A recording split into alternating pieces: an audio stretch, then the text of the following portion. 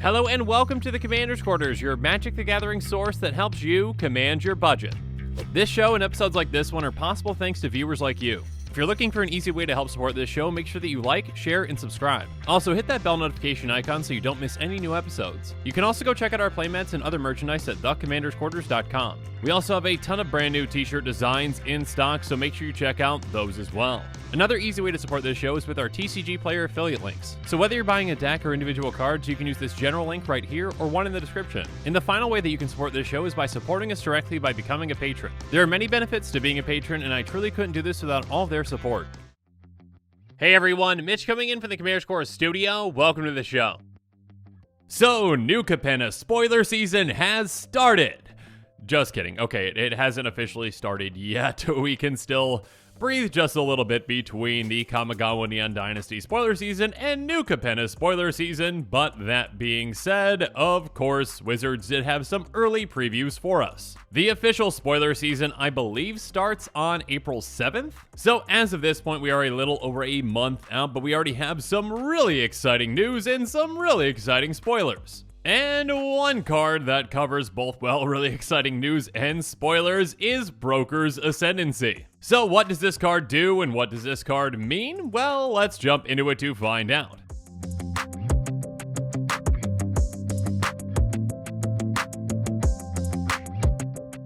So, Broker's Ascendancy is an enchantment for green, white, blue. That's right, Ascendancy enchantments are back in this set.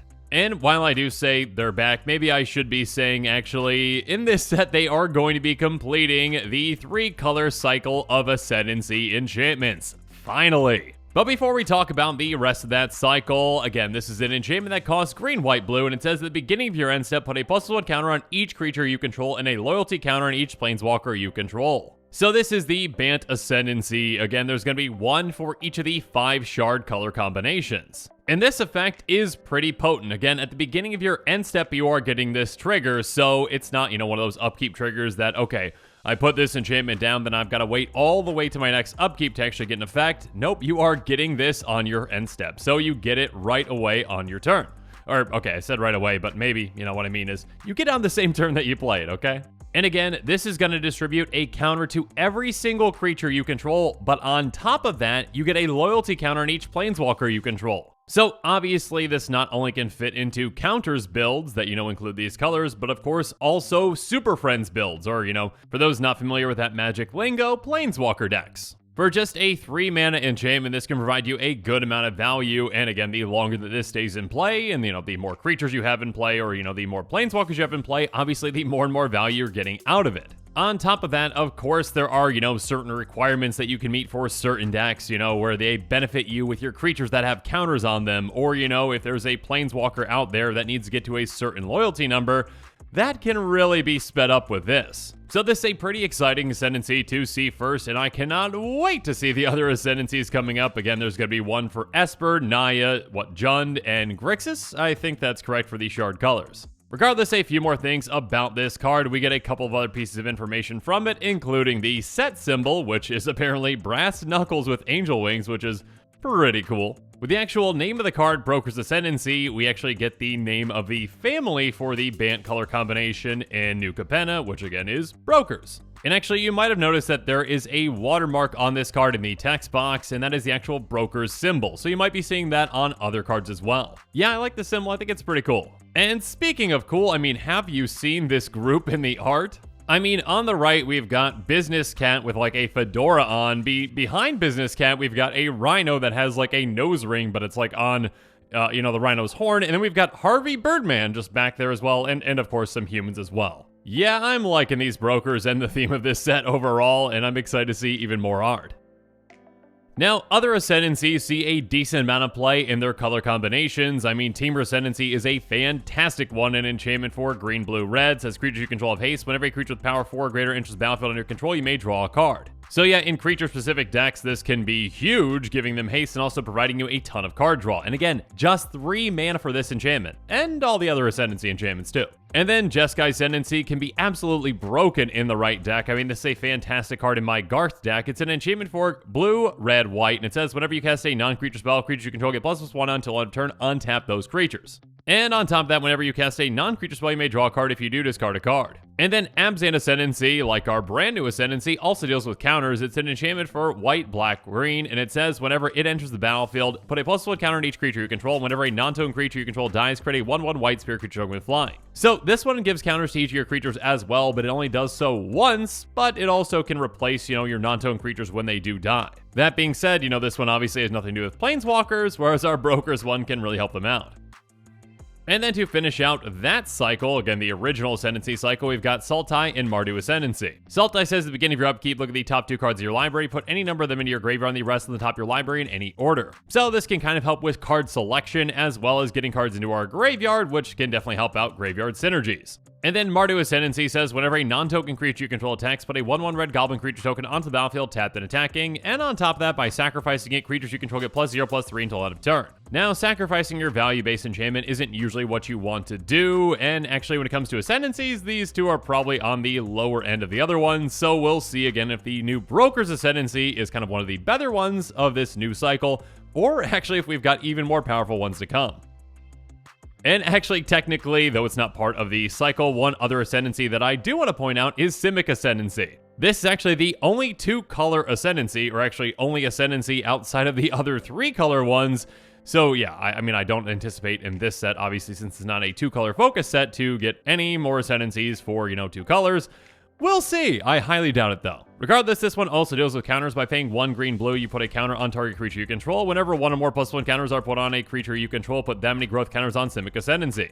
And at the beginning of your upkeep, if Simic Ascendancy has 20 or more growth counters on it, you win the game. So actually our Broker's Ascendancy and Simic Ascendancy can play really well together in the right deck. I mean, if you've got a ton of creatures in play and your Broker's Ascendancy triggers, it's going to get a lot of counters on your creatures, and then it's going to get a lot of counters on Simic Ascendancy because of that. So for a +1 counters build that has green, blue, and white, yeah, this combination can be deadly.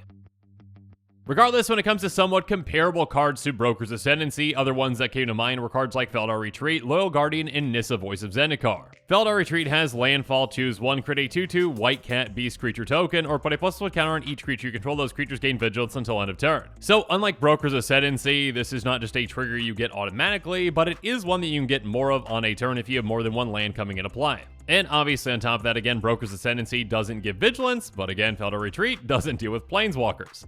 Another somewhat similar card that is very popular in counters builds is Loyal Guardian. It has Lieutenant at the beginning of combat on your turn. If you control your commander, put a +1 counter on each creature you control. So, like Broker's Ascendancy, this is a time trigger, but whereas Broker's Ascendancy is at the end of the turn, this is at the beginning of combat. That being said, Loyal Guardian does require you to have your commander out to actually get that trigger. And of course, Nissa is actually a card that can work very well with Broker's Ascendancy. Nissa's +1 is put a 0/1 green plant creature token on the battlefield. Her -2 is put a +1 counter on each creature you control. Her -7 is you gain X life and draw X cards for X number of lands you control. So first up, she can make tokens, which you can obviously make bigger and bigger and bigger with the Broker's Ascendancy just staying in play. On top of that, of course, she can make your creatures larger by just getting more and more counters on them as well. And of course, Broker's Ascendancy can actually help grow Nissa as well, getting more loyalty counters on her too. So that can really either help her stay in play longer or actually help you get to that ultimate quicker. Typically, it would take you 4 activations of Nissa to get to that 7 loyalty required for the ultimate, but again, with Broker's Ascendancy in play, it's just going to take 2. Again, assuming Nissa doesn't lose loyalty counters, through combat or damage, etc, etc, etc. But yeah, you're going to get 2 counters from Nissa, with the +1s, and then you're also going to get 2 counters, over 2 turns with that Broker's Ascendancy. So yeah, the time clock on Planeswalkers is definitely something to keep in mind. And speaking of Planeswalkers, Planeswalker decks, those Super Friends decks out there are definitely going to want Broker's Ascendancy because, well, getting more counters on your Planeswalkers can be a very powerful thing. I mean, just take a look at Oath of Teferi in the Chain Veil. Oath of Teferi says, when it enters the battlefield, exile another target permanent you control, return to the battlefield under its owner's control at the beginning of the next end step. But more importantly, it has, you may activate the loyalty abilities of Planeswalkers you control twice each turn rather than once. Now, this one does give you 2 activations, which obviously works in a different way than Broker's Ascendancy, which just puts loyalty counters on, but again, each of them can essentially help Planeswalkers get more and more loyalty counters on them. Of course, also keep in mind that Oath of Teferi costs 3 white-blue, whereas Broker's Ascendancy costs 2 less than that, though it is a more restrictive casting casting cost. And of course, when we talk about Planeswalker decks, we have to talk about the Chain Veil. It says at the beginning of your end step, if you didn't activate a loyalty ability of a Planeswalker this turn, you lose 2 life. But of course, if you pay 4 and tap it, for each Planeswalker you control, you may activate one of its loyalty abilities once this turn, as though none of its loyalty abilities have been activated this turn. So again, kind of like Over the Teferi, where you can activate an ability more than once.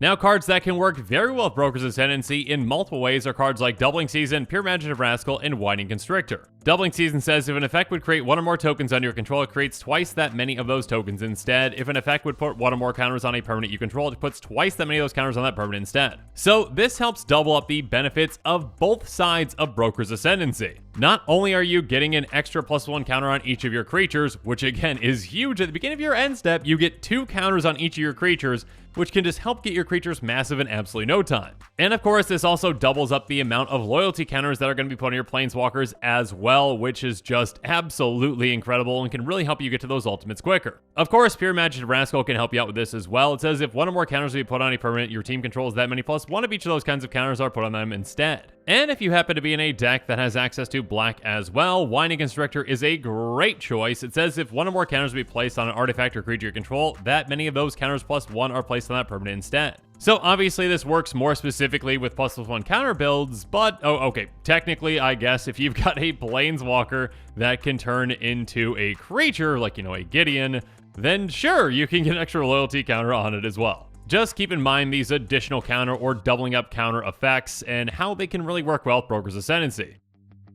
And speaking of doubling things up, we can also double up this new Ascendancy trigger with things like Weaver of Harmony, Ceramic Resonator, and Lithoform Engine. Weaver of Harmony says other enchantment creatures you control get +1, which is nice, but the important part here is pay a green, tap, copy target, activate a triggered ability you control from an enchantment source. So for just 1 mana, we get to double up on that Broker's Ascendancy trigger, which can be massive in the right deck. And of course, for just 1 more mana on that activation, Ceramic Resonator has pay 2, tap, copy target, triggered ability you control, you may choose targets for the copy. And speaking of that pretty much exact text, we've got Lithoform Engine, which has pay 2, tap, copy target, activate, or triggered ability you control, you may choose targets for the copy. Now, Lithoform Engine can also copy instants and sorceries, but also keep in mind that by paying 4 and tapping it, you copy target permanent spell you control. So obviously, if you've got enough mana with Broker's Ascendancy on the stack, you can just copy it and have fun from there. Because these Ascendancies are not legendary, so keep that in mind. But yeah, doubling up the triggers can definitely help you out in counters and Planeswalkers builds.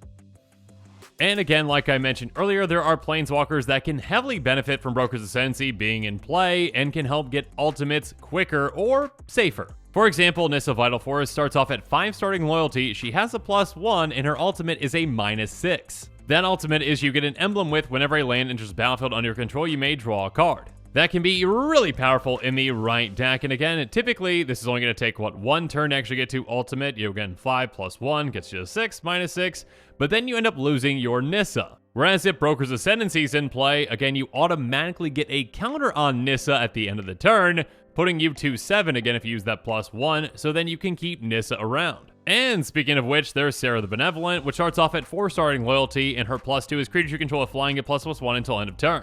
Now that +2 does get you to the ultimate with the -6, you get an emblem if you control a creature, damage that would reduce your life total to less than 1 reduces it to 1 instead. That can be an absolutely disgusting emblem, and yeah, even more disgusting if you can help Sarah stay around with an extra loyalty counter on her. Another thing to keep in mind are Planeswalkers that actually don't have any plus abilities. For example, Jang Yangu is a 3 starting loyalty Planeswalker that says each creature you control a +1 counter on it has tap at 1 mana of any color, and -1 put a +1 counter on target creature. Again, there's no way just on this card to help get more counters on it, but again, with something like Broker's Ascendancy, you can help build more and more counters on it to protect it. And of course, Broker's Ascendancy works very well with this one in particular because, hey, again, at the end of your turn, all your creatures get a counter on them, and now every single creature you control can tap for 1 mana of any color. So no need to waste that loyalty on this Planeswalker for that.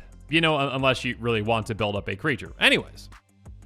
The first commander that came to my mind when I saw Broker's Ascendancy was most definitely Atraxa Praetor's Voice. Atraxa is a 4/4 Angel Horror that costs green, white, blue, black, flying, vigilance, death touch, lifelink at the beginning of your end step, proliferate. Obviously, Broker's Ascendancy fits right into this kind of a deck because, well, it's going to say, hey, okay, at the beginning of your end step, let's get a counter on each creature you control and get an extra loyalty of a counter on each Planeswalker you control, and then Atraxa is going to proliferate that to get you even more. With Atraxa decks in particular, ways to actually get counters on all of your creatures can be huge to just kind of set yourself up to start proliferating. And of course, for Atraxa Super Friends builds, which there are plenty of them out there, obviously getting even more loyalty counters on your Planeswalkers is incredible. So now, instead of just getting one extra loyalty counter on all your Planeswalkers thanks to Atraxa's trigger, you also get them thanks to the Ascendancy.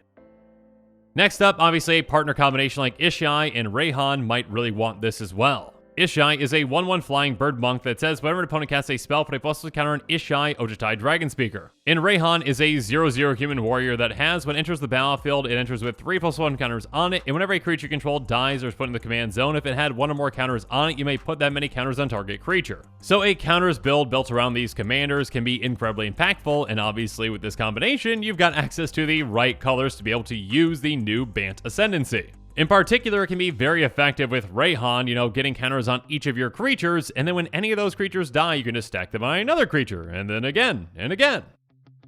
And of course, with another Planeswalker-centric deck, you might have a deck built around Eska, Gone of the Tree. Or, okay, maybe I should say the Prismatic Bridge. That's what you're really probably building around if you are building a Super Friends deck with this commander. The Prismatic Bridge says at the beginning of your upkeep, reveal cards in the top of your library to reveal a creature or Planeswalker card, put that card on the battlefield, and the rest of the bottom of your library in a random order. Basically, hey, you get a free Planeswalker into play each turn. So whereas this legendary enchantment is helping you getting free Planeswalkers into play, Broker's Ascendancy is helping you get extra loyalty counters on all your Planeswalkers. So, yeah, a match made in...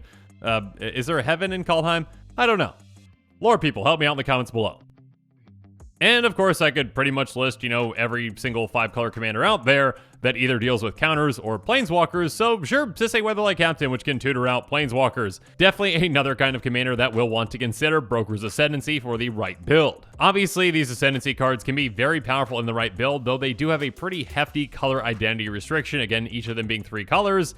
Obviously, if you've got a 5-color commander, though, that doesn't matter. And of course, there are other commanders out there like Atrax that are 4 colors that can utilize it as well. And of course, there are some Bant commanders out there that might be used, as a counters build commander or a Super Friends commander. So definitely other ones out there to consider this brand new Ascendancy. At the end of the day, though, yeah, a very solid card, and there are plenty of commanders out there and plenty of decks out there that are really going to be wanting this card. Like, again, Atraxa first came to mind, and I'm sure Atraxa fans out there are really excited, and players who are going up against Atraxa decks aren't going to be too excited when this comes into play. Again, though, I'm excited to see the other Ascendancies coming out, again, each for the other 3-color combinations that we have not gotten so far, which again, and please correct me below in the comments if I'm wrong, but I believe we've got, Esper, Jund, Grixis, and Naya? So be on the lookout for those spoilers and quick takes on this channel, which again might not be for quite some time. Actual spoiler season does not start until April 7th, so though we have gotten some very early previews, we also have some nice time to breathe in between spoiler seasons.